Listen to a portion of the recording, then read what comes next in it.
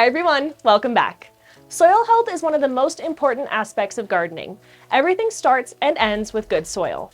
Your soil is actually a living thing, and it's one of the biggest parts of your garden ecosystem. Soil that's too rich in nutrients or depleted in nutrients can cause a number of issues, from low yield to stunted growth to poor drainage, as well as plant diseases and pest infestations. Today we're in our 18-foot growing dome greenhouse. We started noticing issues last summer with minimal growth, low yield, and plant burn.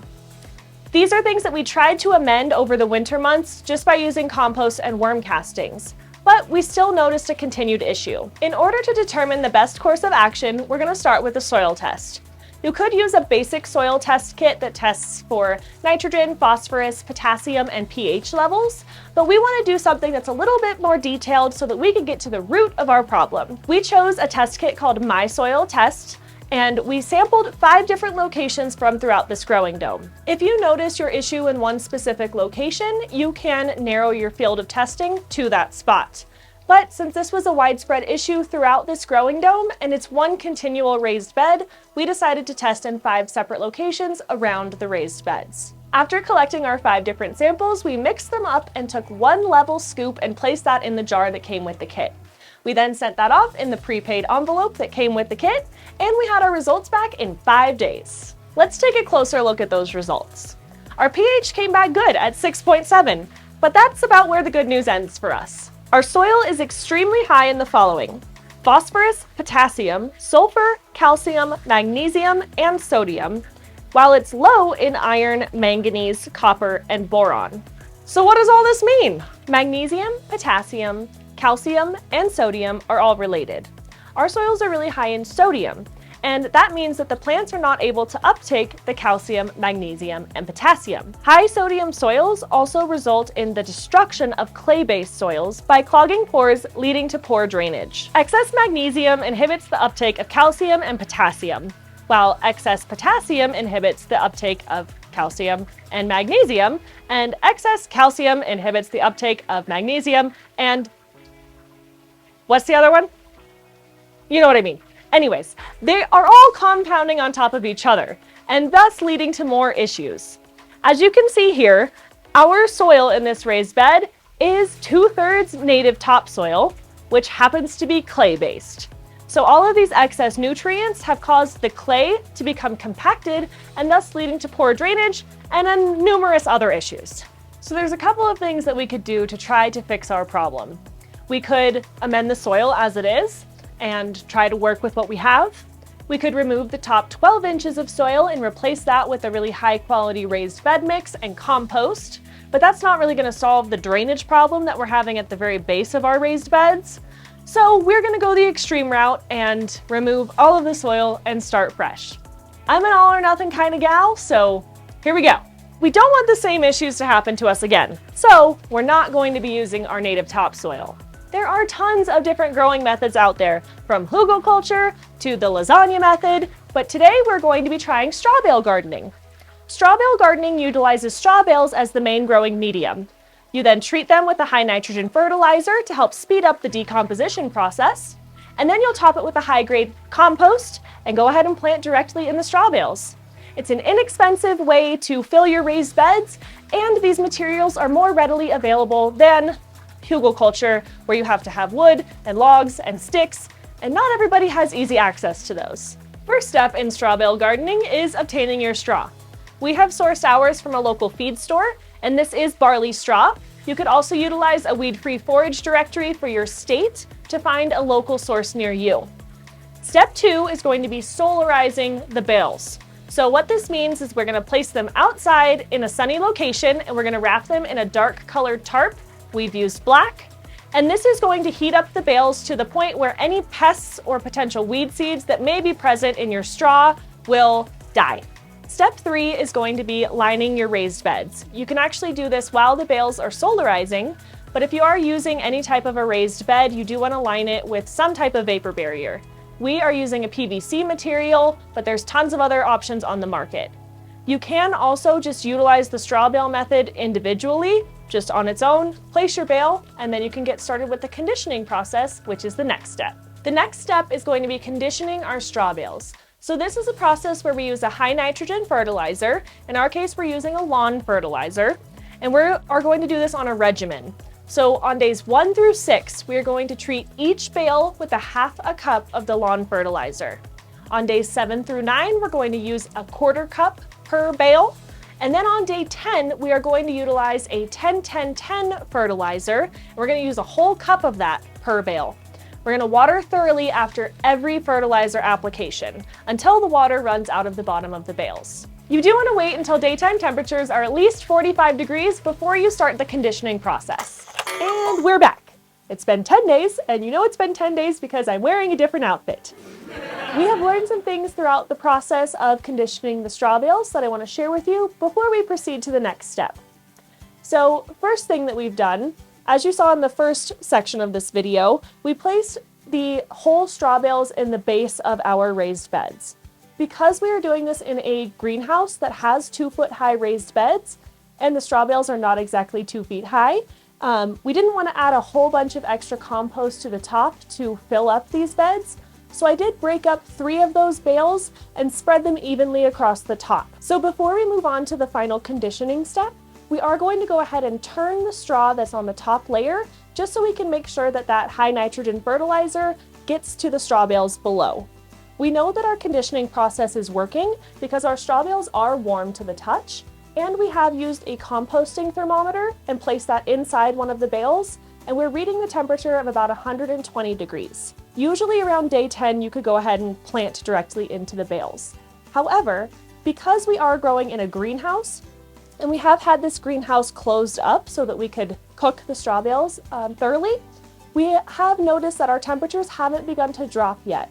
We ideally want to wait until that temperature is below 100 degrees before we transplant our started seedlings and direct sow our seeds. So what we're going to do is go ahead and turn this straw. We're going to do our final conditioning, which is the 10-10-10 fertilizer. I'll get to that in a second. And then we are going to add a layer of 2 to 4 inches of compost across the top of the straw bales. And we're going to let this sit over the weekend and come back on Monday to see how our temperatures are looking, and hopefully we can go ahead and get started planting. About that 10-10-10 fertilizer. Our local nursery did not have an organic 10-10-10 blend available, so we've opted for a 4-4-4. This is comprised of the same balance of nutrients, however it is in less concentrated quantities. We also want to look at the micronutrients that are included in the blend. I've chosen this option because it contains mycorrhiza as well as colony-forming units. And this is going to help establish a great fungal community within the straw bales, which will help to provide nutrients to our plants throughout the years to come. One of the reasons that I want to kind of turn this straw, as you can see, a lot of our high nitrogen fertilizer that we have been using is sitting on the surface. So we want to make sure that we mix that under so that it penetrates to the straw bales below. You can also see that we do have some mold forming, which is totally fine. That means that the process is working. So we did solarize our bales, so we have minimized the amount of sprouts that we have, but as you can see, we do still have some, which is normal. We're going to go ahead and turn those under. Otherwise, you could go ahead and pull them out as you see fit. Now that we've turned that loose straw that was on the top of our bales below, I'm going to go ahead and poke through the bales to make sure that everything can penetrate nicely to the bottom. And then we're going to apply 1 cup of our 4-4-4 fertilizer per bale. Again, we have 17 bales in here, so we're going to use 17 cups of that fertilizer, sprinkle it evenly, and then we'll top with our compost. We've chosen to use a local mushroom compost to top our straw bales with. We prefer to shop local whenever possible, and we choose to use a mushroom compost just based on personal preference. You can use composted manure as well, depending on what you like. So if this is your first video that you're watching that has to do with a growing dome, you might be wondering what this grate is that's in the middle of the raised bed. This is actually our undersoil system, and it moves air throughout the raised beds to help regulate the temperature throughout the seasons. So we're about halfway through the composting process. I have added 2 to 4 inches of compost to the top of the straw bales, just enough to fill the raised beds fully. If you are doing this outside in one straw bale itself, you'll just top that bale with the 2 to 4 inches of compost. We are going to go ahead and finish off the compost in here, and then we'll talk about planting.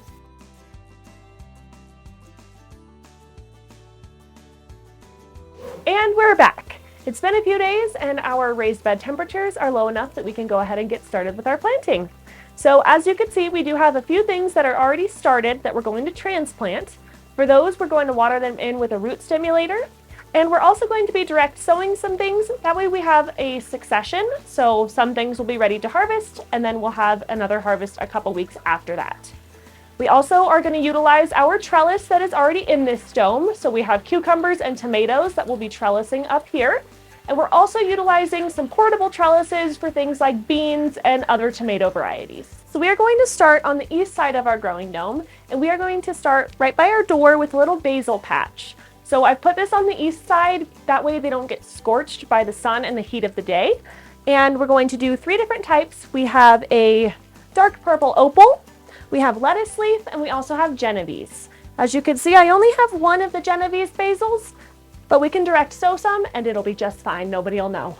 So we're gonna start by transplanting a few of these. And we're gonna go ahead and dig down. If we do hit a straw bale, we just want to make sure that we break it apart and make sure that there's a nice pocket for our plants. So I'm going to go ahead and dig 3 holes here.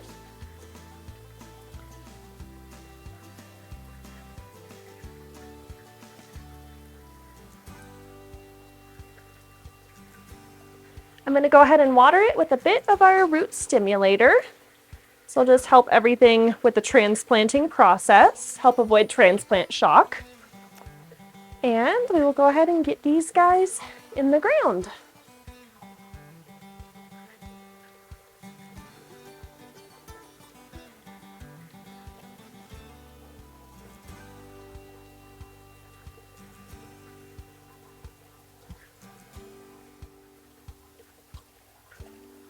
And we'll go ahead and move on to our next plants. Cucurbits are one of the plant families that doesn't usually like to be transplanted. But we are going to give it a shot, and this one is well established. It actually already is starting to flower, and it has a few little baby cucumbers on it. So we're going to see how it does. This is a lemon cucumber. So we've selected this location for the cucumber to utilize the trellis, and we placed it in the front just for ease of use, but it will end up trellising all up through this trellis and above us to help create shade within this growing dome. I'm going to moisten the soil here, or the compost, I should say. And we're going to plant some carrots. So, I'm going to make sure the soil is loose. Carrots don't really like to be sown very deep. And I'm going to make 3 rows. Not too deep. And we'll go ahead and sow some carrot seeds. Cover these up gently. And a trick that I like to use when I'm direct sowing seeds is I like to just mark a little line with my finger so I can remember where I planted something already. Otherwise, I end up planting things on top of each other. So I picked this location for a tomato because it is right in front of a vent, and tomatoes benefit from air movement, so this will be a good location for that guy. We will be using a tomato cage just to give it some support as it grows because it does not have a trellis. We'll plant some lettuces in front, because as that tomato grows, it'll provide some shade for these lettuces. And we'll have some eggplants and a pepper. Because the tomatoes like to be planted deep, I have had to dig down and break up our straw bale a little bit. So you can see I've just made a nice opening for the tomato. Might even try to go a little bit deeper. And I'm going to put a little bit of compost in the bottom of this hole, along with the rooting stimulator before I plant the tomato. I am also going to pinch off these lower leaves.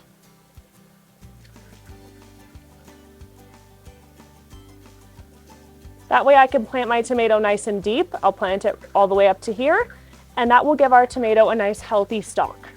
If you need help determining the best location to plant your crops to utilize all of the dome's microclimates to your advantage, I recommend checking out our planting planner, which I will have linked in the description box down below. Also, if you need some seeds, we love botanical interests, and I will have a link for that right up here, as well as in the description box. When it comes to planting pepper plants, it is best to top them to help the plant become bushier and thus yield you more peppers. So what this means is we're going to literally pinch off the top portion of the pepper plant, right where the first grouping of leaves meets the main stem. Now we have planted our greenhouse and we are ready to watch these plants grow throughout the season. I wanted to talk a little bit about the costs associated with this project. To fill a garden bed of this size would have taken us about 9 cubic yards of soil, and that can get really expensive really fast. To put that in perspective, we use 17 bales of straw. Those cost us about $8.75 a bale. We utilize 17 bags of compost, and those cost us $3.15 a bale. And then for both of our fertilizers, the high nitrogen and the 444, that cost us around $50. So all in for this project, we did this for less than $260. Now, the straw will continue to decompose over time, and we will be adding more compost to the top of these raised beds as they start to sink. Even though we're doing that, that is going to be a huge cost savings to us compared to filling these beds with a high quality topsoil. We will be following this process throughout the season, so make sure that you're subscribed and turn on the notification bell so that you don't miss any future videos. And like this video if you'd like to see more like this from us. Thank you so much for watching, and we'll see you soon.